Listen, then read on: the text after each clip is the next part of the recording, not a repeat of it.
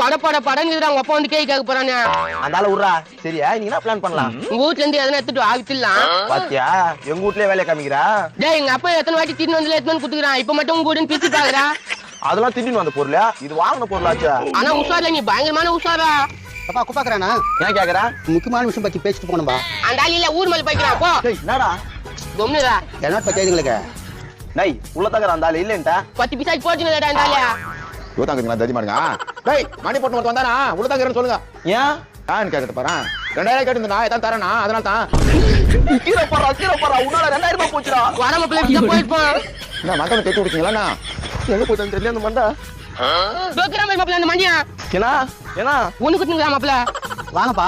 Sir நான் தெரியாம பேசிட்டேன். எங்க அப்பா வீட்டுல தங்குறாரு. வீட்டுல தாங்கிறானா குப்பை? ஆனா குடுனா. இந்தாங்க. இந்த கால் மூச்ச கை யார் கேட்டாங்க? இப்ப என்ன வேணும்? 2000 ரூபாய் தரேன் நீ அம்மா அத கூட. அது இல்லைன்னு சொல்லிட்டு போட்டா வந்தேன். இல்லையா கரம்பூச்சை இவனை வர